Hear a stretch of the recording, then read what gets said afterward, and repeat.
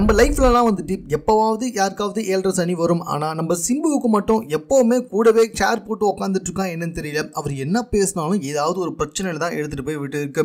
தற்போது அவர் ஒரு வீடியோ வெளியிட்டிருக்காரு. அந்த வீடியோ சமூக வலைத்தளத்தில் ரொம்ப வைரலாக பரவி வந்துட்டு இருக்குன்றது உங்கள் எல்லாருக்குமே நல்லாவே தெரியும். ஸோ அந்த வீடியோவில் அவர் என்ன பேசியிருக்காரு அப்படின்னு சொல்லி பார்த்தீங்கன்னா, ஃபஸ்ட்டு பேசும்பொழுது எனக்கு பாலாபிஷேகம் பண்ணாதீங்க, கட் அவுட் வைக்காதீங்க, அந்த காசில் உங்கள் அம்மா அப்பாவுக்கு வந்துட்டு சாரியோ இல்லை பேண்ட் ஷர்ட்டையோ எடுத்து கொடுங்க, அதுவே எனக்கு ரொம்ப சந்தோஷம் அப்படின்னு சொல்லியிருந்தாரு. அதுக்கு அடுத்ததாக வந்துட்டு அதை வச்சு யாரோ அவரை கிண்டல் பண்ணியிருப்பாங்க போல. தற்போது இன்னொரு வீடியோ வெளியிட்டு அதில் என்ன சொல்லிட்டாருன்னா, எனக்கு இருக்கிறது 2-3 ரசிகர்கள் தான் அப்படின்னு சொல்கிறாங்க. ஸோ 2-3 பேர் தானே, ஸோ 2-3 பேர் வந்துட்டு பாலாபிஷேகம் கட் அவுட் ஒன்றும் பெருசாக குடிமுழுக்கி போயிடாது. அதனால வந்துட்டு அந்த 2 பேருக்கு மட்டும் நான் சொல்கிறேன், எனக்கு அண்டாவா பால் ஊற்றுங்க, அதுக்கப்புறமா இது வரைக்கும் வைக்காத வேற லெவலில் கட் அவுட் வையுங்க அப்படின்ற மாதிரி வீடியோ பேசியிருந்தாரு. ஸோ இந்த விஷயம் தற்போது அவருக்கு ஒரு மிகப்பெரிய பிரச்சனையாக வந்திருக்கு.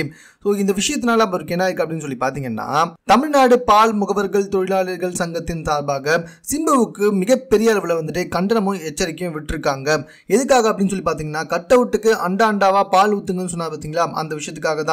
ஸோ பால் வந்துட்டு உங்கள் கட் அவுட்டுக்கு ஊற்றணுமா அப்படின்னு சொல்லிட்டு அவங்க மிகப்பெரிய அளவில் தற்போது சிம்புவுக்கு பயங்கரமாக ப்ரெஷர் கொடுத்துருக்காங்க. அது மட்டும் கிடையாது, சிம்பு வந்துட்டு கண்டிப்பாக மன்னிப்பு கேட்டே ஆகணும் அப்படின்னு சொல்லியிருக்காங்க.